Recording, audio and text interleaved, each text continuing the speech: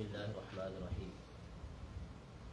Assalamualaikum warahmatullahi wabarakatuh.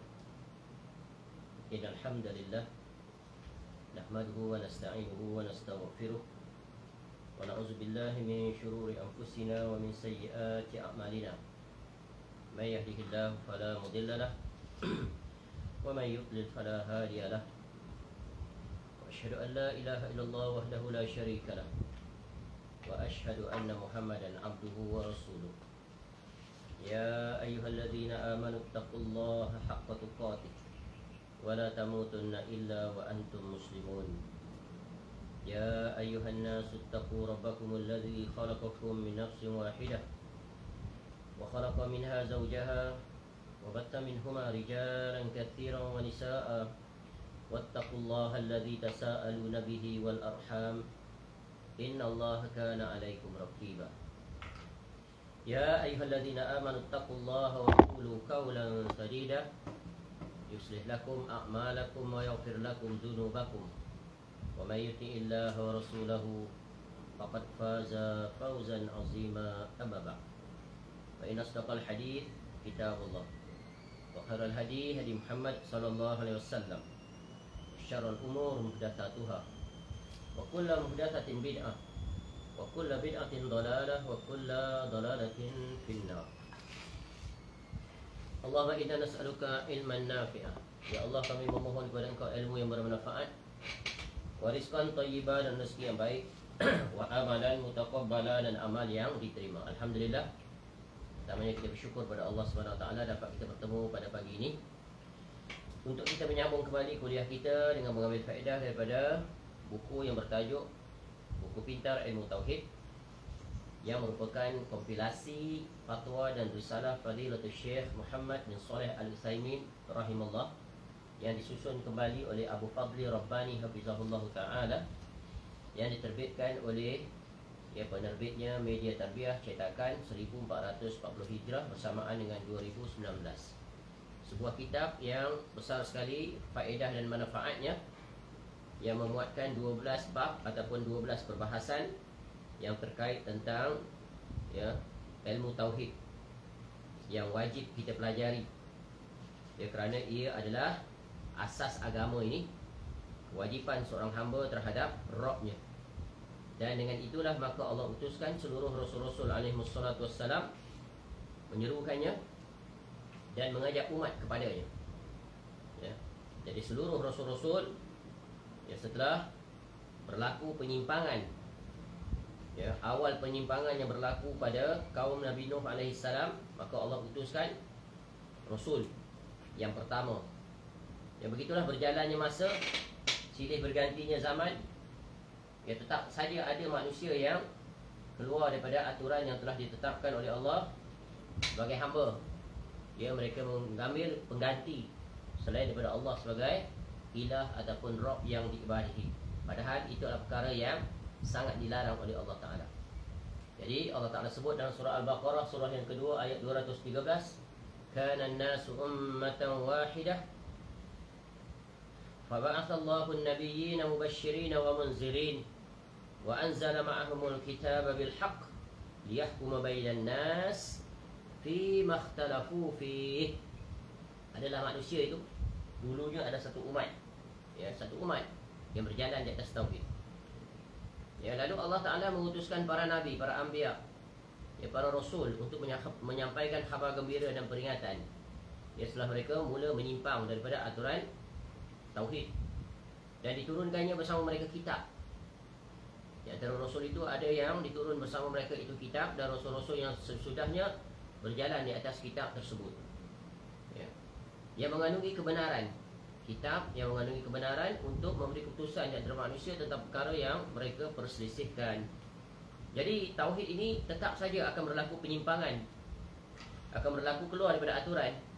Kerana apa? Musuh utama tauhid adalah syaitan. Syaitan misi utamanya adalah untuk memalingkan manusia, menggeserkan kaki manusia daripada tetap kukuh istiqamah di atas tauhid dengan pelbagai cara, dengan pelbagai jurus-jurusnya, sebagaimana Allah telah sebut dalam Quran, bagaimana juga Nabi SAW mengajarkan kita doa pagi petang agar Allah pelihara kita daripada arah kiri, arah kanan, arah depan, arah belakang, arah atas, arah bawah, ya, daripada ya, perkara bencana yang datang secara zahir dan juga yang tak dapat dilihat, iaitu tipu daya, kejahatan, bisikan syaitan yang terdiri daripada minal jinnati wan nas. Baik, sekarang kita akan meneruskan kembali lanjutan, iaitu pada bab yang ketujuh oleh muka surat 143, iaitu pada bab yang telah datang pada menyatakan tentang wajib mengikhlaskan ibadah hanya kepada Allah Ta'ala. Dan kita berhenti pada perbahasan bahagian D, ya, bahagian yang keempat daripada 5 perbahasan dalam bab yang ketujuh ini, iaitu pada muka surat 161, di mana kita telah selesai mengambil faedah daripada penjelasan Syekh rahimahullah tentang pembahagian ibadah, jenis-jenis ibadah, iaitu ibadah yang zahir dan ibadah yang batin beserta contoh-contohnya. Jadi ibadah ini, ya, dia sempurna, ya, ibadah zahir dan ibadah batin berjalan secara beriringan. Contoh setiap ibadah itu, ya, ibadah batinnya adalah ya, ikhlas lillahi ta'ala, tidak selainnya. Zahir sama ada diamalkan oleh anggota lisan ataupun anggota perbuatan tubuh badan, ataupun hal yang terkait tentang usaha tubuh badan, iaitu dalam meraih harta, maka ada hak untuk ditunaikan, seperti menunaikan zakat, bersedekah dan pelbagai lagi. Baik, bahagian di pengertian tauhid ibadah. Tauhid ibadah, yakni tauhidul ibadah, disebut juga tauhid uluhiyah. Tauhidul uluhiyah dikarenakan adanya dua sudut pandang. Apabila dilihat dari sudut pandang penyandaran kepada Allah Ta'ala, maka dinamakan tauhidul uluhiyah. Dan telah berlalu penjelasan tentang tauhid al-uluhiyah, asal kata daripada perkataan al-ilah, ya, itu dia ambil perkataan al-ilah, itulah yang ada di dalam kalimat tauhid la ilaha. Adapun jika dilihat dari sudut pandang penyandaran kepada, maka disebut tauhidul ibadah. Maknanya apa? Iaitu ibadah yang dilaksanakan oleh seorang hamba, iaitu perbuatan hamba yang ditujukan kepada Allah dalam melaksanakan pelbagai perintah Allah, daripada jurusan ibadah yang zahir dan ibadah yang batin, ya, di mana kita telah jelaskan tauhid al-uluhiyah adalah mentauhidkan Allah dari sisi perbuatan hamba, iaitu mengesakan Allah Subhanahu Wa Taala dalam urusan ibadah. Baik, yakni mengesakan Allah Azza wa Jalla dengan ibadah, maka yang berhak atas seluruh ibadahnya para makhluk hanyalah Allah Ta'ala, ya, selain daripada Allah tak boleh diibadahi, kerana ya, ibadah itu adalah bentuk perlakuan yang bersifat perhambaan, dan perhambaan itu ya, datang daripada perbuatan seorang hamba yang ditujukan kepada pemilik, pencipta dan pengatur hamba, iaitu siapa? Allah Ta'ala. Kesimpulannya, disebut tauhid ibadah jika bermakna semua ibadah hanya diperuntukkan kepada Allah Ta'ala, atau bermakna bahawa Allah Azza wa Jal saja satu-satunya yang diibadahi. Ya, ini adalah dia konsep tauhid, mengesakan Allah dari segala sisi, terkhusus di sisi tauhidul uluhiyah. Disebut tauhid uluhiyah jika bermakna bahawa Allah Azza wa Jal satu-satunya yang disembah. Sebab itu ucapan la ilaha illallah, tidak ada ilah, tidak ada sesembahan yang berhak diibadahi dengan benar kecuali, istisna, kecuali Allah Ta'ala sahaja. Selain daripada itu, tak boleh dijadikan sebagai sesembahan atau dijadikan sebagai teman sesembahan, disekutukan, diduakan, diletakkan di samping, ya, tak diizinkan sama sekali. Disebut tauhid al-qasd jika bermakna bahawa Allah Azza wa Jalla saja sebagai satu-satunya tujuan. Qasad kita, niat, tujuan, intention. Kita buat ibadah tu untuk siapa? Ya, semata-mata kerana siapa? Kerana ditujukan untuk Allah Ta'ala. Disebut tauhidul amal Jika bermakna semua amalan hanya diperuntukkan kepada Allah Ta'ala. Amal, perbuatan daripada seorang hamba. Dia buat ibadah itu untuk siapa? Ya, tidak selain kecuali kepada Allah Ta'ala. Disebut juga Tauhidul Talab. Ya, jika bermakna bahawa Allah Azza wa Jalla saja sebagai satu-satunya yang diharapkan. Semua istilah-istilah ini memiliki satu makna yang sama yang terkandung dalam kalimatut tauhid, iaitu la ilaha illallah, yang bermakna tidak ada sesembahan yang diibadahi dengan benar selain Allah Ta'ala. Ini faham tak? Jelas? Wadih? Jadi betapa pentingnya kita memahami asas ini, kerana ini adalah dasar, pokok, foundations. Betul yang ini, maka betul yang seterusnya. Kalau salah yang ini, maka yang kedepannya juga adalah salah. Jadi kesimpulannya, ya, tauhid, ya, yang berkait dengan uluhiyah, ibadah, al-qasd, al-amal, al-talab, semuanya adalah membawa satu makna, iaitu perbuatan seorang hamba, ya, di dalam melakukan apa saja ibadah yang telah Allah tetapkan hanya untuk Allah, ya, kembali kepada Allah. Tujuannya untuk meraih redha Allah, kecintaan Allah, dan pelbagai lagi, tidak selainnya. Selesai. Sekarang masuk pada perbahasan yang terakhir, bahagian E. Ya, bahagian ini bahagian yang panjang untuk kita memahami. Inilah intisarinya. Memahami kalimah tauhid. Keperluan hamba untuk memahami dua kalimah syahadah, iaitu ucapan asyhadu an la ilaha illallah wa asyhadu anna Muhammadan Rasulullah. Kalau dalam riwayat lain ditambah wa asyhadu anna Muhammadan abduhu wa rasuluh. Lebih taukid, ya, lebih terperinci. Yakni aku bersaksi, ya, aku bersaksi bahawa tidak ada sesembahan, ya, tidak ada ilah yang berhak diibadahi dengan benar, ya, melainkan siapa? Melainkan Allah. Dan aku bersaksi bahawasanya Nabi Muhammad sallallahu alaihi wasallam adalah utusan Allah. Apa makna penyaksian di sini? Iaitu i'tiqad, pengakuan. Ya. Ta'taqidu, aku beriktiqad, aku berkeyakinan, maknanya penyaksian tu. Ya, dan juga apa maknanya? Wa ukhbiru, aku mengkhabarkannya. Khabarkan. Ya, maknanya dengan pengucapan lisan. Dan wa u'linu, istiharkan, mengiklankan. Ya, aku sebagai seorang muslim, ya, yang mengucapkan kalimah ini, ya, daripada lubuk hati yang tulus, ikhlas, benar, tanpa sebarang keraguan, membenarkan dan sebagainya. Diucapkan dengan lisan yang fasih, dengan kesungguhan, jelas, wadih, dan dibuktikan dengan perbuatan, ya, perbuatan zahir dan batin. Itulah dia, ya, kebenaran penyaksian. Penyaksi dari segi apa? Tidak ada yang berhak diibadahi dengan benar kecuali Allah Ta'ala. Selain daripada itu, tak sekali-kali boleh diibadahi. Tak boleh diletak, diposisikan setara, setanding, apatah lagi mengatasi Allah Ta'ala, ya, sebagaimana yang dilakukan oleh orang-orang kafir ini. Dan aku bersaksi bahawasanya Nabi Muhammad SAW adalah utusan Allah. Ini dua bentuk penyaksian yang merupakan rukun Islam yang pertama. Kedua kalimah ini adalah kunci Islam. Kunci, ya. Kalau tak ada kunci, macam mana nak buka pintu? Dan ia adalah kunci syurga. Nak masuk syurga, kuncinya di sini, ya, di kalimah ini. Kalau tiada kunci ni, bagaimana nak masuk? Sebab itu wajib ada kunci ni, yang dimulai dengan apa? Dengan pemahaman yang benar. Sebagaimana Allah perintahkan, fa'lam annahu la ilaha illallah.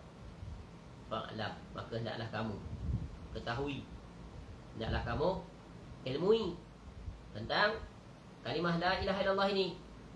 Ya, para ulama sebut dari apa? Dari 5 sisi. Makna, rukun, syarat, pembatal, dan natijah. Ya.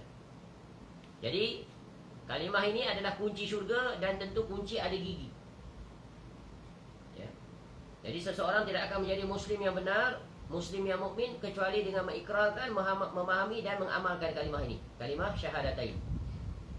Ya, dalam Sahih Bukhari, ya, dalam bab Al-Janaiz ada didatangkan perkataan Wahab bin Munabih rahimahullah. Al-Imam Bukhari rahimahullah mendatangkan perkataan Wahab bin Munabih rahimahullah.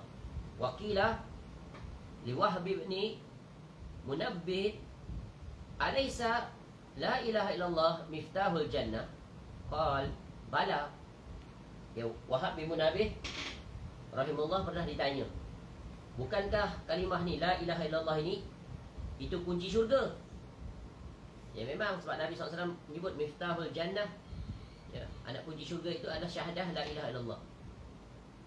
Ya, lalu ditanya, bukankah dia anak kunci? Ya, maka dia menjawab, ya benar, bahkan walakin, akan tetapi, laisa miftahun illa lahu asnan. Tidaklah dinamakan kunci kalau dia tidak memiliki gigi-gigi. Kunci ada gigi tak? Macam-macam bentuk gigi dia, bergantung pada tukang kunci. Kena kunci dia, kena gigi, buka lah pintu. Kalau tak kena, ulas macam mana sampai patah kunci, pintu tak akan terbuka. Ya, sangat indah, sangat mengena permisalan ini, perbandingan. Fa in ji'ta bi miftahin lahu asnan futiha laka wa illa lam yuftah laka. Jika engkau mendatangkan kunci yang bergerigi, ada gigi-gigi, maka syurga akan terbuka untukmu. Jika tidak, maka syurga tidak akan terbuka. Banyak orang memiliki kunci syurga ni tapi tak memiliki gigi-giginya. Muslim tapi tak faham, tak tahu tuntutan kalimah syahadatain, tak tahu nafi isbatnya, tak tahu syarat rukun, tak tahu pembatalnya, tak tahu natijahnya. Akhirnya mereka terjatuh ke dalam pelbagai penyimpangan, keluar daripada aturan. Ya, bagaimana mereka akan dapat sampai kepada Allah dengan cara yang benar. Dan perkara yang lebih parah, dikuatiri terjatuh dalam kesyirikan, menyekutukan Allah dalam berbuat, dalam beribadah. Oleh kerana itu, ketika Rasulullah SAW mengutus sahabat Mu'az bin Jabal radhiyallahu anhu untuk berdakwah ke negeri Yaman, beliau SAW berpesan, innaka sata'ti kauman ahla kitab. Sesungguhnya engkau, wahai Mu'az, akan mendatangi satu kaum dari ahlul kitab. Di Yaman ada ahlul kitab, ya, kitab Nasrani. Fa idza ji'tahum fad'uhum ila an yashhadu an la ilaha illallah wa anna Muhammadan Rasulullah. Apabila engkau menemui mereka, maka serulah, ajaklah mereka, supaya apa? Mereka bersaksi bahawa tidak ada sesembahan yang berhak diibadahi dengan benar kecuali Allah, dan Muhammad SAW adalah utusan Allah. Ya, sekarang agama kamu sudah terbatal. Ya, kamu wajib sekarang mengimani kerasulan Nabi SAW. Ya, syariat Nabi Isa AS sudah terbatal, mansuh, diganti dengan syariat Nabi SAW. Akidah tetap sama, mentauhidkan Allah. Namun kewajipan taat telah berpindah daripada ketaatan pada Nabi Isa AS kepada Nabi SAW. Tak mengiktikadkan seperti itu, maka kamu dihukumkan kafir. Sebagaimana Allah Subhanahu surah Al-Bayyinah, innal ladzina kafaru min ahlil kitabi wal musyrikina fi nari jahannam khalidina fiha abada ulaika hum syarrul bariyah. Sesungguhnya orang-orang kafir itu, siapa orang kafir itu? Min ahlil kitab. Ahli kitab yang mana ni? Bukan ahli kitab di zaman Nabi Musa AS, bukan ahli kitab di zaman Nabi Isa AS yang mengimani kedua-dua Rasul itu. Ahli kitab di zaman Nabi SAW dan sampai sekarang. Kerana bila Nabi SAW sudah diutuskan, mereka tidak boleh lagi untuk berpegang dengan keimanan iaitu kitab yang mereka jadikan rujukan, iaitu kitab apa?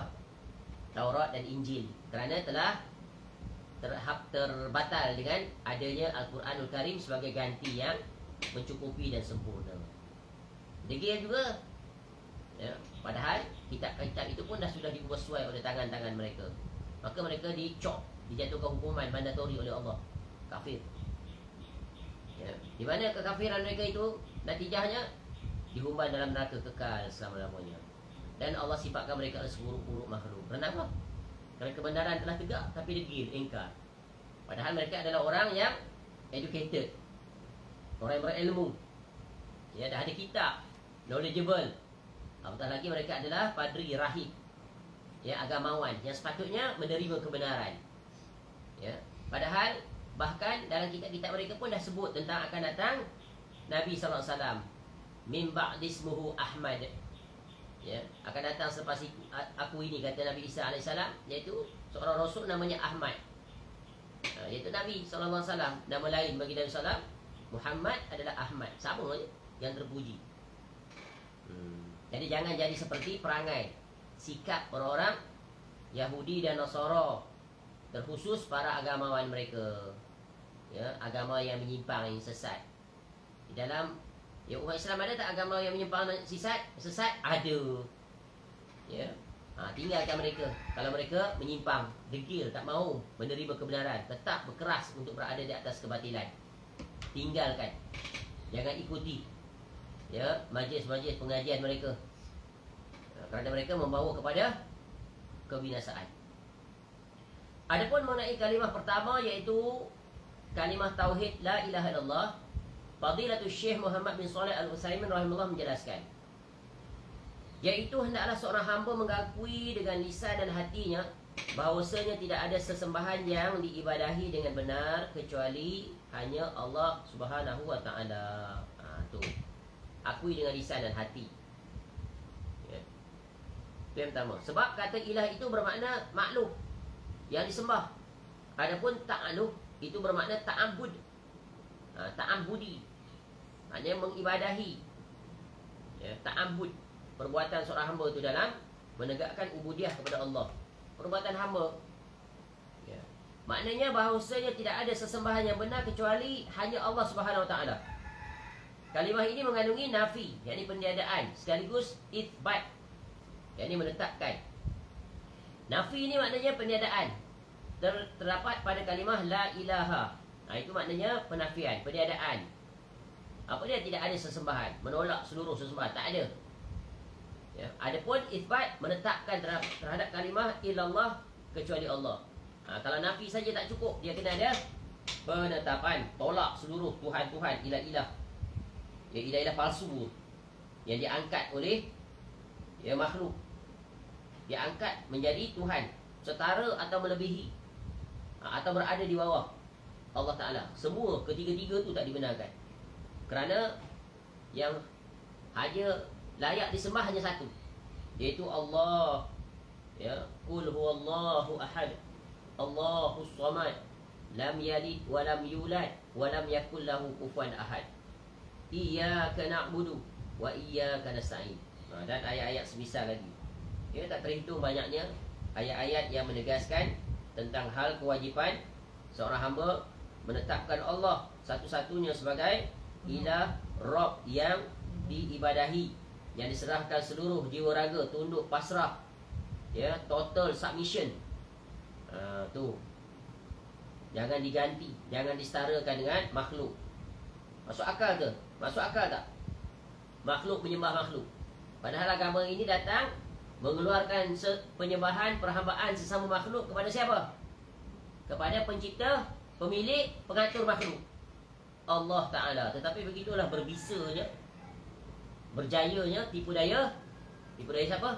Syaitan. Sebab tu Allah ingatkan, syaitan tu musuh kita, musuh yang paling sulit, paling berbahaya tanpa disedari. Syaitan, makhluk ghaib, ada dalam jasad kita ni, ada di sekitar kita. Every single second ada ni. Dan syaitan tak pernah putus asa. Macam-macam jalan dia cari, tak pernah letih dia. Dia tak ada waktu rehat. Tak ada rest time, rest hours, no. Non-stop dia. Tapi Allah bagi kita satu kunci untuk selamat, iaitu Quran. Betul kan? Peringatan demi peringatan Allah ingat. Sebab manusia ni perlu diingat. Dengan ingat itulah maka dia akan selamat. Allah ingatkan kita tentang syaitan. Inna syaitana lakum adu fattakhizu adu. Contoh, banyak lagi lah ayat-ayatnya. Dan kita telah syarahkan bab ini dalam dengan merujuk pada sebuah kitab kecil, iaitu tentang tipu daya syaitan. Boleh dirujuk. di situ. Baik.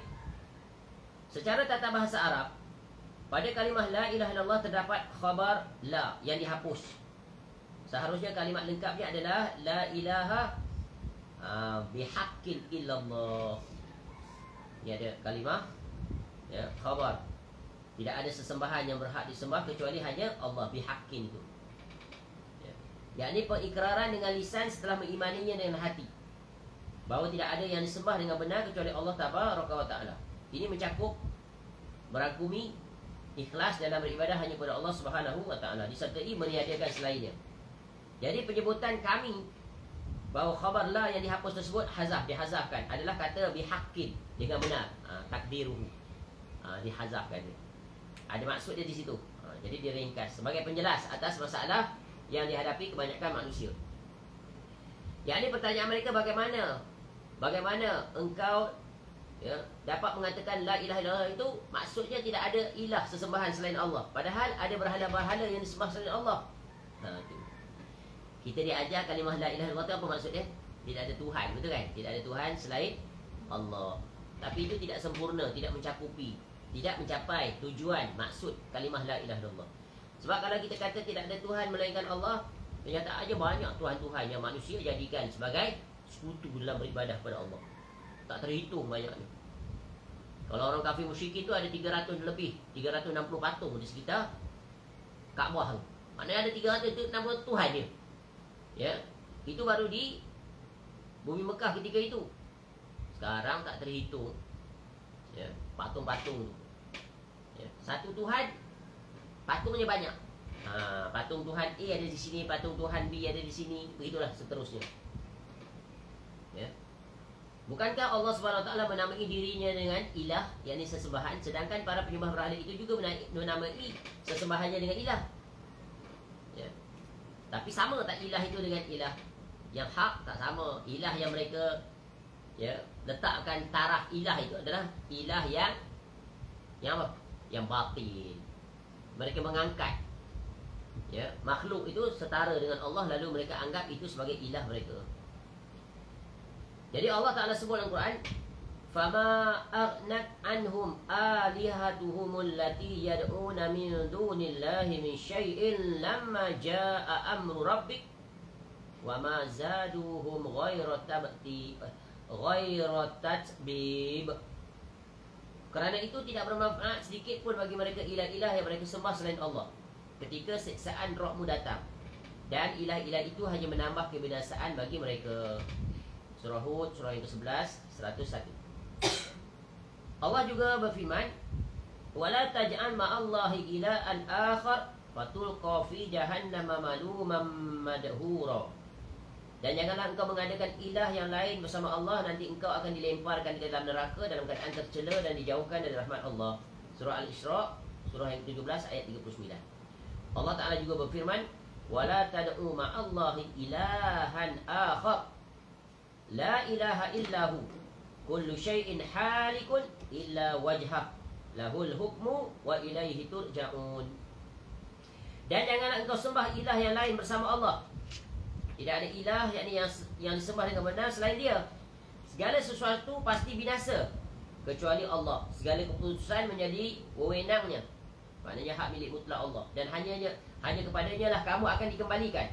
Surah Al-Qasas, surah 28 ayat 88. Allah Ta'ala juga berfirman, Lan nad'uwa min dunihi ilaha laqad qulna idzan syatata. Kami tidak akan memohon kepada ilah selain dia. Sungguh kalau kami berbuat demikian, tentu kami telah mengucapkan perkataan yang sangat jauh dari kebenaran. Surah Al-Kahfi, surah yang ke-18 ayat 14. Maka bagaimana mungkin kita mengucapkan la ilaha illallah bersamaan dengan pengakuan bahawa memang ada berhala-berhala yang disembah selain daripada Allah Ta'ala. Sedangkan para rasul itu telah berseru kepada umat mereka. Apa seruan mereka? U'budullaha ma lakum min ilahin ghairuh.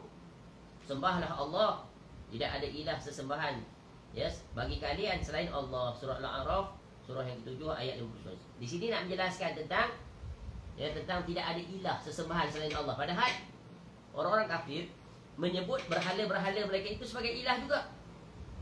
Kita dah sebut ada beza di antara al-ilah dan ar-rabb. Ingat lagi tak? Ar-rabb itu Quran sebut biasanya menjelaskan tentang sisi perbuatan Allah. Betul kan? Macam yang telah berlalu penjelasan pada tauhid rububiyah tu. Ya. Bila Allah sebut saja ayat-ayat yang berkaitan dengan ar-rabb, menunjukkan pada Allah Ta'ala sebagai al-khaliq, Allah Ta'ala sebagai al-malik, Allah Ta'ala sebagai al-mudabbir, Allah Ta'ala sebagai al-razik, dan sebagainya lagi lah. Iaitu tentang segala perbuatan Allah Ta'ala, sifat-sifat Allah, perbuatan Allah, nama-nama Allah. Yang perkara ini rata-ratanya, umumnya orang-orang kafir daripada berbagai mana belahan dunia pun mengakui, mengiktiraf. Ya, Firaun pun tak mengaku dia tu pencipta langit dan bumi. Ya, sebab dia bukan Tuhan. Ya, dia hanya Tuhan dari sisi bahasa, iaitu dari sudut apa? Dia menyamutarakan dirinya dengan Allah dari sisi apa? Memaksa rakyat tu sembah dia, taat perintah dia, jangan melawan, tunduk sujud pada dia. Nampak tak? Tapi bila Allah menyebut al-ilah, maknanya hal terkait tentang hak Allah Ta'ala untuk diibadahi.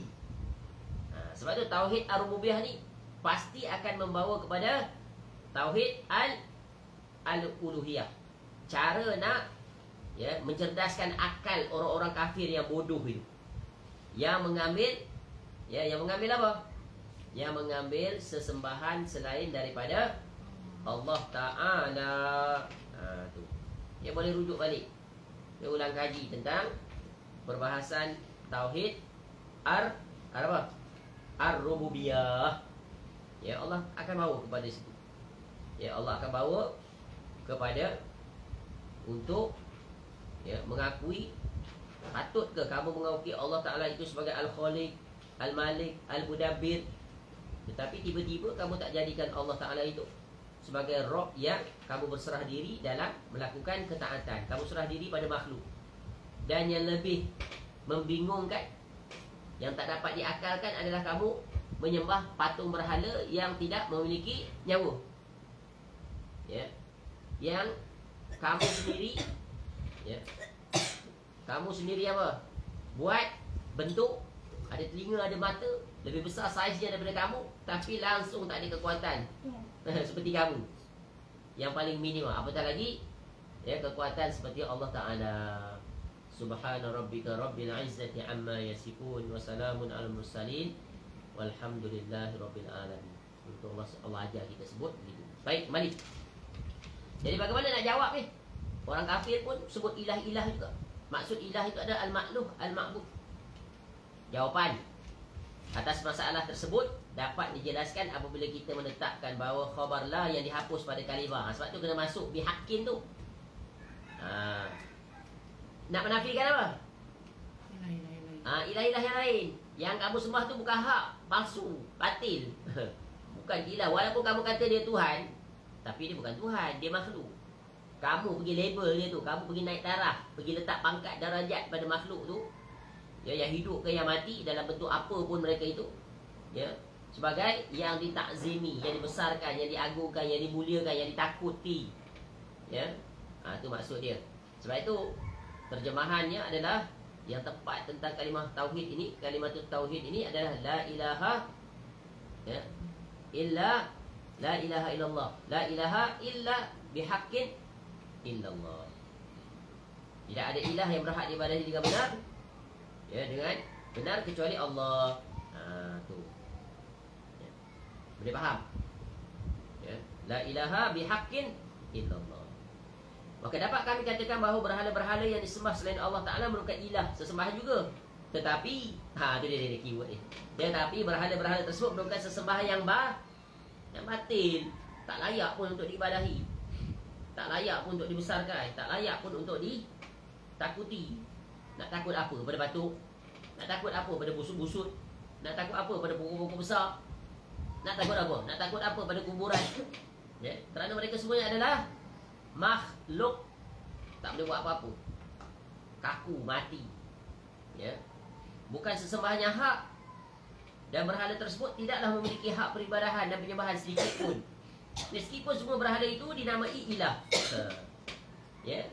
Yang orang kafir ni memang dia faham beza di antara ilah dan Rabb. Ketika Nabi SAW perintahkan kepada mereka, qulu la ilaha illallah tuflihu. Katakan, wahai kaumku ni, kaum musyrikin ni yang kafir ni, kata ni kalimah ni, la ilaha illallah. Mereka faham tak? Without any further explanation, immediately they know. Ya. Apa maksud kehendak kalimah la ilaha illallah? Iaitu tinggalkan seluruh ilah-ilah palsu tu, ilah-ilah palsu tu yang kamu letak darjat dia sebagai Tuhan, yang diibadahi, ilah, sesembahan, patung, kayu, batu, ya, kuburan, pohon, apa sajalah, ya, matahari, bintang, tempat-tempat keramat, kuburan-kuburan orang soleh, ya. Tapi permasalahannya, mereka mengetahui akan kebatilan ilah mereka itu, tapi sulit nak ditinggalkan sebab dah mendarah daging, dah jadi budaya, dah jadi culture, dah jadi, ya, amalan masyarakat. Jadi kesulitan di sisi itu yang menyebabkan mereka tak mau meninggalkannya. Padahal mereka sangat faham, sangat tahu, hati mereka mengakui kebenaran. Tapi disebabkan faktor-faktor keduniaan tadi, kepentingan, selesa, ya, dan berbagai lagi, ya, dari segi usia mereka lebih senior. Ya, kamu siapa Muhammad? Contoh juga bahasa begitu. Ya. Mereka jawab, aja'ala, ya, aja'ala al-alihata ilaha wahida inna hadza la syai'un ujab.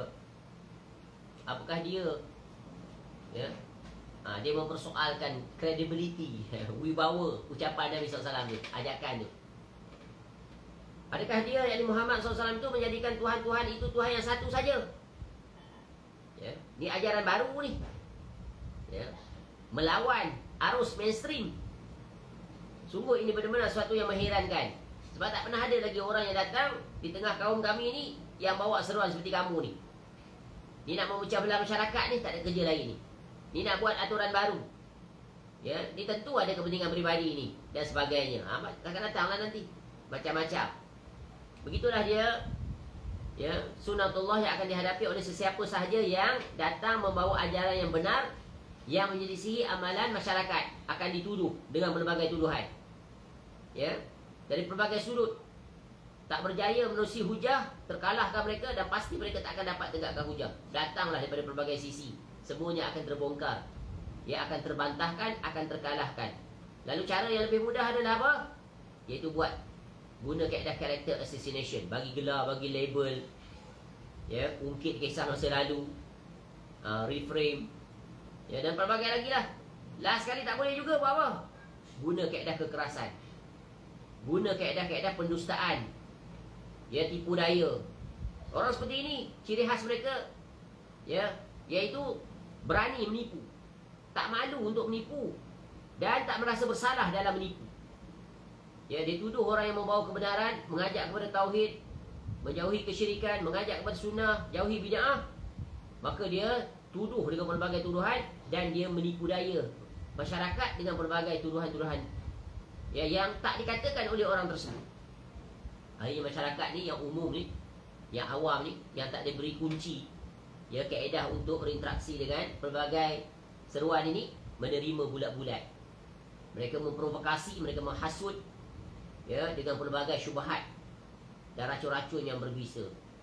Inilah dia, ya, modus operandinya sama sepanjang zaman, sejak daripada seluruh Rasul-Rasul alaihi wassalam sampai sekarang. Ya, orang kafir kita tak heran, tak sulit untuk menghadapi mereka. Yang sulit menghadapi adalah orang yang mengaku Islam tapi membawa ajaran yang menyimpang di atas slogan agama. Ya, tauhid yang mereka serukan sebenarnya adalah bukan. Sunnah yang mereka ajak rupanya bukan. Ya, membawa kepada bid'ah dan berbagai lagi. Macam kan ni. Betapa wajibnya kita berjaga-jaga di zaman kita ini. Kerana banyaknya para du'atun abwabu jahannam, penyeru-penyeru kepada neraka jahannam. Bercakap bukan di atas kebenaran. Bercakap bukan untuk mengajak manusia kepada Allah, ya, tetapi mengajak untuk membawa manusia kepada kumpulan, aliran, kelompok dan berbagai lagi. Ya, agama melepas diri daripada apa yang mereka perbuat. Baik.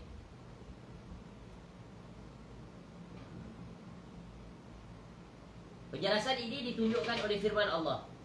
Dzalika bi anna Allah huwal haqq wa anna ma yad'una min dunil batil wa anna Allah huwal aliyyul kabir. Demikianlah kerana sesungguhnya Allah itu dialah ilah yang sebenarnya, dan apa saja yang mereka seru selain Allah adalah batil.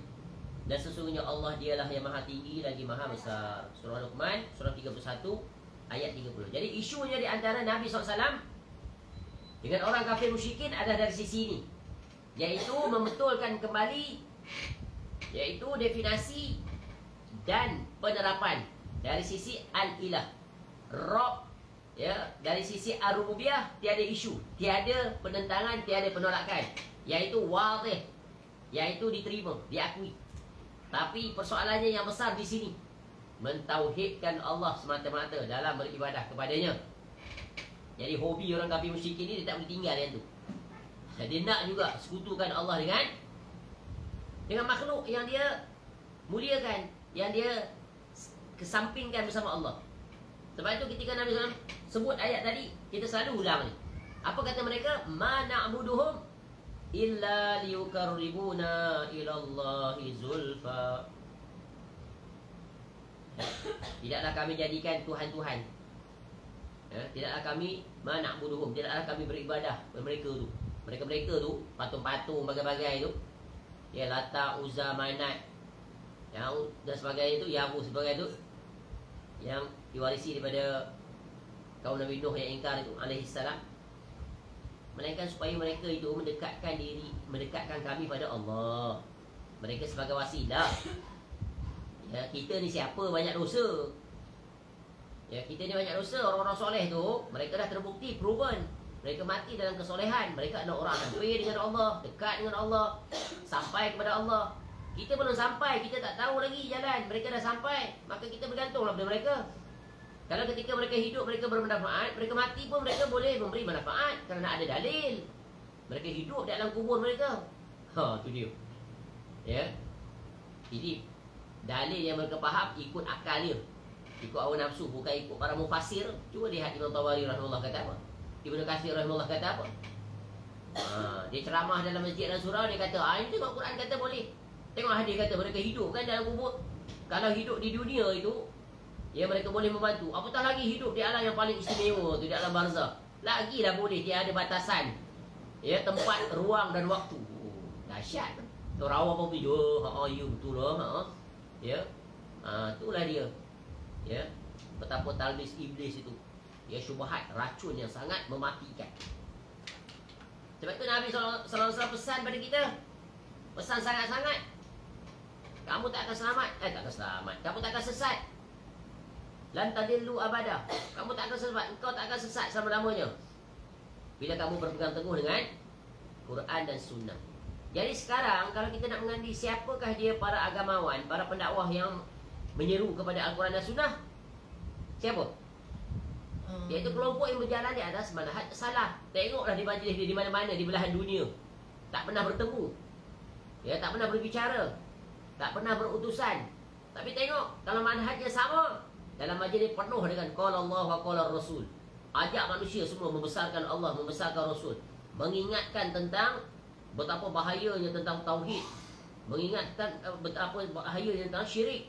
Wajibnya menjaga tauhid kerana dia harga mati. Ya, tak boleh digadaikan walaupun sekelumit. Ya. Teguh dengan sunnah Nabi SAW, ittiba'ur Rasul. Tak akan sekali-kali jatuh ke dalam kebidahan. Biarlah apa orang nak kata, walaupun majoriti masyarakat sekitarnya tidak menyukai, membenci, memboikot dan berbagai lagi tipu daya mereka buat. Ya, be firm. Be firm more than mountain. Lebih kukuh, lebih kuat lagi pegangan dia daripada gunung tu. Dia tak bergerak. Kuat lagi pegangan dia pada tauhid, pada sunnah. Kerana dia berbuat bukan kerana manusia, bukan mengharapkan imbalan, imbuhan, pujian, sokongan manusia, bukan. Yang kita harap hanya daripada Allah. Kita ada Allah. Innallaha ma'ana wa la tahinu wa la tahzanu wa antumul a'lau in kuntum mu'minun. Faham?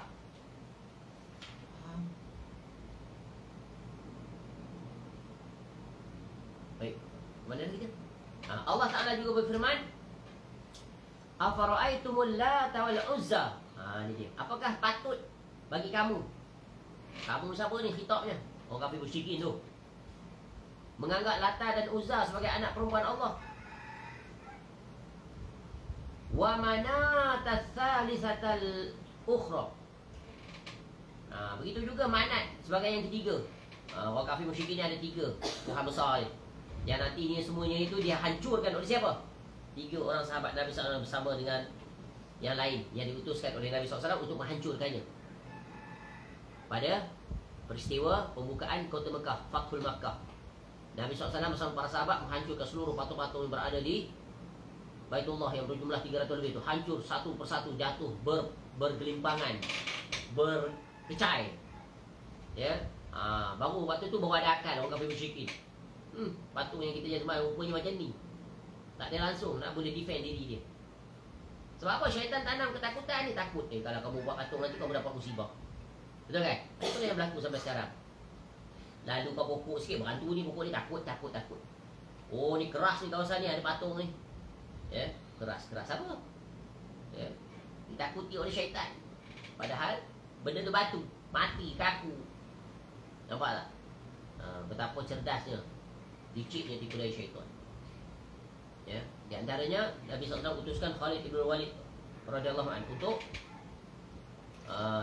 untuk menghancurkan patung Lata atau Uzza, antara itu. Kemudian tilka idzan qismatun dhiza in hiya illa asma'un sammaitumuha antum wa aba'ukum ma anzalallahu biha min sultan in yattabi'una illa adh-dhann wa ma tahwal anfus wa laqad ja'ahum min rabbihimul huda. Apakah patut bagi kamu itu anak lelaki-lelaki, sedangkan bagi Allah anak perempuan? Jadi demikian itu tentulah suatu pembahagian yang tidak adil. Itu tidak lain hanyalah nama-nama yang kamu dan nenek moyang kamu mengada-gadakannya. Ni betapa tak masuk akal orang kafir musyrikin ni. Orang kafir musyrikin ni ada satu kepercayaan, satu prinsip, satu akidah. Dia anggap Lata Uzza ni, ya, menganggap Lata Uzza sebagai anak perempuan Allah. Manat yang ketiga lagi. Kemudian jika bagi kamu, sedangkan anak lelaki-lelaki tu anak dia, dia kata anak yang perempuan tu anak Allah. Itu kan bentuk penghinaan. Patut ke kamu anak lelaki kamu ambil, anak perempuan kamu kata Allah? Tak patut. Sedangkan Allah itu maha suci daripada beranak dan diperanakkan. Maha suci Allah daripada apa yang mereka sifatkan. Ya Allah bantah mereka. Yang demikian tentulah satu pembahagian yang tidak adil. Oh, yang untung kamu ambil, yang tak untung kamu bagi. Itu bukannya. Ya. Ya Allah bantah mereka. Itu tidak ada hanya nama yang kamu, nenek moyang kamu mengada-ngada, memandai-mandai. Memandai-mandai. Ya, Allah tidak menurunkan suatu keterangan apapun untuk menyembahnya. Mereka hanya mengikuti dugaan dan apa yang diinginkan oleh keinginannya. Padahal sungguh telah datang petunjuk dari Rabb mereka. Siapa suruh kamu sembah patung-patung? Ya, ambil patung. Ya. Dan sejarah patung ni adalah sejarah awal yang pertama penyimpangan di atas muka bumi. Ya. Sampai sekarang dia sulit untuk dibuang. Ada ajaran satu agama tu, agama dia agama patung, agama Hindu. Tak terhitung patung ni. Kuil dia cuba tengok. Ya, setiap tiang tu penuh dengan pelbagai patung. Ya. Sejarah patung ni bukan sejarah baru. Dia adalah sejarah tertua di atas muka bumi dan merupakan penyimpangan yang pertama, kesyirikan yang paling utama adalah merusi patung. Yang patung tu asalnya berasal daripada niat baik. Iaitu satu kaum sebelum Allah utuskan Nabi Nuh AS. Iaitu mereka buat apa? Syaitan ni semua syaitan tadi bisik pada kaum tersebut, anak keturunan Adam AS, sebagai tanda cinta. Jadi syirik ini mula-mula berlaku dari 2 jurusan. Satu jurusan berlebihan menyintai orang soleh. Kemudian menggambarkan orang soleh dalam bentuk gambar, kemudian naik taraf dalam bentuk arca 3 dimensi patung. Kemudian disesatkan oleh syaitan, angkat darjat dia daripada mengingat makhluk tu, orang soleh itu yang telah mati itu dalam bentuk gambar dan patung, di upgrade. Kemudian syaitan kata bisik, kamu sembah terus mereka di samping Allah. Itulah orang kafir musyrikin jawab tu, kami sembah patung tu sebagai means, wasilah kami bertawassul dengan mereka. Tu nampak? Berlaku tak sekarang? Berlaku banyak. Ya, mereka ni memang tak kuat, takkan ada alasan lah. Bawa lah macam mana pun semuanya akan hancur berkeping-keping. Alasan-alasan mereka itu adalah dalih, bukan dalih. Dalih lebih lemah, lebih rapuh daripada sarang labah-labah. Tapi manusia terkesima sebab apa? Penampilan menakjubkan. Serban, jubah, title, pangkat, gelar, bagai-bagai, hebat-hebat. Tapi agama bukan dinilai di sisi itu. Ya, tapi agama dinilai di sisi sejauh mana dia muwafaqah dengan qala Allah wa qala Rasul ala fahmi salafus salih. Ingat. Jadi penyimpangan itu akan tetap berlaku. Sebab itu kita selalu sebut menjadi seorang muslim belum selamat. Ya, kerana apa? Syaitan akan bergegas, bersegera, bersungguh-sungguh untuk mengeluarkan dia kembali daripada jalan kebenaran. Sebagai seorang muslim dia nak convert balik jadi kafir. Ya. Tak boleh secara total dia masuk melalui sisipan-sisipan tertentu. Dan sisipan yang paling utama yang akan dia masuk iaitu menghembuskan syubhat kesyirikan, syubhat kebid'ahan. Macam mana nak atasi dua ni? Melainkan dengan kukuh berada di atas pemahaman yang benar, ya, tentang apa? Tasawur yang benar terhadap tauhid dan syirik, ya, sunnah dan bid'ah. Sebab tu ketika mana kita sering membahaskan tentang hal yang terkait tentang tauhid dan syirik, sunnah dan bid'ah, ya, kita akan bawa satu ucapan ataupun satu hadis Nabi SAW, iaitu tentang pertanyaan siapa? Iaitu Abu Hurairah ke Huzaifah radhiyallahu anhu. Tanya, adalah manusia tu tanya kepada Nabi SAW tentang kebaikan. Aku pula tanya tentang keburukan. Ya, bukan tujuan untuk aku berbuat, tapi agar aku jangan terjatuh pada itu. Ya, maka daripada hadis ini keluarlah satu syair. Aratu syarr la li syarr, lakin litawaqqi, dan seterusnya. Aku mengenal keburukan bukan untuk aku berbuat keburukan, tapi aku mengenal keburukan agar aku jangan terjatuh ke dalamnya. Dan barang siapa yang tidak mengetahui keburukan, chances, probability dia akan terjatuh sangat besar. Betul, wajib belajar tentang tauhid mengikut metodologi Al-Quranul Karim dan hadis Nabi SAW, mengikut jalannya para salaf. Dan Syekh Shalih Al-Utsaimin rahimahullah telah memudahkan kita, ya, menulis, ya, mengeluarkan kitab, memberikan pelbagai kuliah yang tak terhitung banyaknya. Begitu ulama-ulama lain yang berjalan di atas manhaj salaf, yang mereka ambil semuanya sumber satu, Quran, hadis dan kitab-kitab salaf.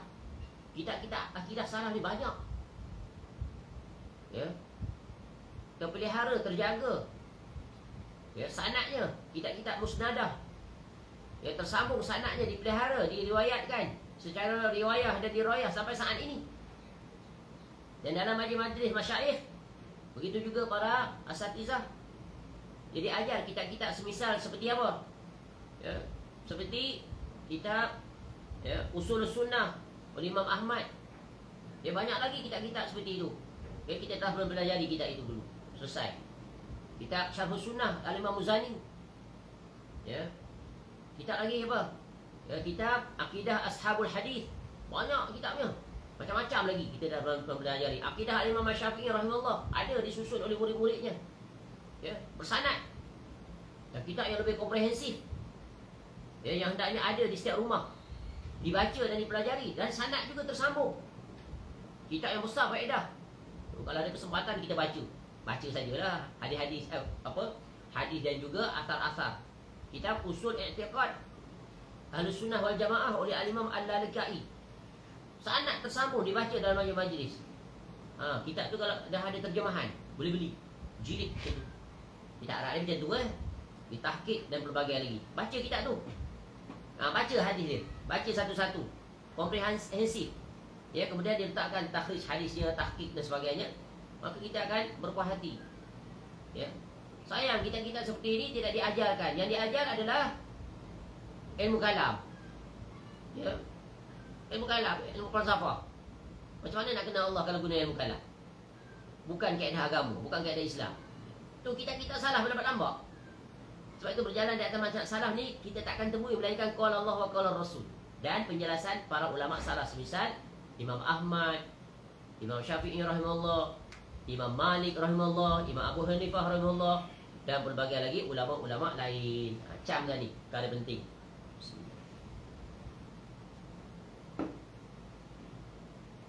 Jika demikian, maka makna dari kalimah la ilaha illallah adalah la ilaha bihaqqin illallah. Yakni tidak ada ilah yang ada sesembahan yang berhak disembah dengan benar kecuali hanya Allah. Adapun berhala-berhala yang disembah selain Allah, maka statusnya, keadaannya juga sebagai sesembahan seperti yang diakui oleh para penyembahnya. Namun bukan sesembahan yang sebenarnya, sesembahan yang batil yang mereka bagi gelaran tu, bagi kedudukan. Makhluk bagi kedudukan pada makhluk. Ya, maka terbatal, tak diterima. Tiada siapa pun yang mengiktiraf. Ya, apatah lagi Allah Taala hendak mengiktiraf, tak sekali-kali. Kenapa? Semuanya adalah makhluk ciptaannya. Makhluk itu tidak memiliki hak apa-apa pun untuk diibadahi. Tidak ada 10 mit pun hak rububiyah pun tak ada, apatah lagi hak untuk diibadahi. Berhala-berhala tersebut merupakan sesembahan yang batil. Sedangkan ilah sesembahan yang benar, yang hak hanyalah Allah Subhanahu wa taala. Inilah dia, ya, tahqiq tauhid. Ini prinsip asas yang paling utama, yang paling kukuh, yang paling kuat. Yaitu wajib bagi setiap, ya, muslim yang mukmin meletakkan prinsip ini. Yaitu la ilaha illallah bermakna la ilaha bihaqqin illallah. Ya, penerapannya bagaimana? Contoh, nak minta saja pada Allah. Ya. Jangan minta berwasilahkan makhluk yang telah mati. Apapun alasan yang kamu bawa, semuanya bahawa raddun, tertolak. Cukuplah Allah sebagai tempat kita bergantung harap, tempat kita meminta. Kerana Allah tak memerlukan sebarang perantaraan makhluknya. Itu kena faham. Nanti akan datang penjelasan tentang bab isti'anah, isti'azah dan istighatsah. Wallahu a'lam. Ya, selesai sudah. Ya, bahagian awal, iaitu perbahasan yang terakhir, perbahasan yang terakhir bahagian I, memahami kalimat tauhid, yang kemudian akan disusuli dengan perincian, dimulai dengan rukun-rukun kalimatut tauhid. Kita berhenti di sini. Ya, mudah-mudahan faham dan bermanfaat. Ya, kukuhlah, teguhlah kita semuanya berjalan di atas akidah, iaitu aqidatus salaf, yang sumbernya bersih, murni, suci, mutlak, benar daripada qala Allah wa qala Rasul. Ya, di atas pemahaman para generasi terbaik, yang mereka itu, ya, dengan jerih payahnya telah memudahkan jalan kita untuk memahaminya dengan ditulisnya kitab-kitab yang pelbagai. Ada kitab yang sangat ringkas, ada kitab yang pertengahan, dan ada kitab yang terperinci. Kemudian kitab-kitab mereka itu diuraikan dengan lebih luas, disusun kembali dalam bentuk-bentuk yang pelbagai oleh para ulama yang datang kemudian. Semisal seperti Al-Imam Ibn Taymiyah rahimahullah dan muridnya Al-Imam Ibn Qayyim Al-Jauziyah rahimahullah. Semisal Syekhul Islam Al-Imam Al-Mujaddid Muhammad bin Abdul Wahhab rahimahullah, dalam berbagai kitab-kitab akidahnya yang sangat besar manfaat yang dipelajari, ya, untuk memastikan tauhid kita benar, kukuh, berjalan di atasnya, mempertahankannya dan menyampai serta menyebarluaskannya kepada umat Islam. Ya, semisal kitabnya seperti Kitabut Tauhid, kitab, ya, Usul As-Salatah, Qawaidul Arba', Sunan Sittah pula, Usul Sittah, ya, kitab Fadlul Islam, Masail Jahiliyah, ya, dan pelbagai lagi yang banyak. Kitab itu, ya, besar manfaat dalam pengukuhan tauhid di atas tauhid ataupun akidah salafus soleh. Wallahu a'lam. Mudah-mudahan bermanfaat. InsyaAllah panjang umur, kita akan lanjutkan kembali kuliah kita pada minggu depan, iaitu pada hari Isnin, pada waktu yang sama, iaitu 11.30.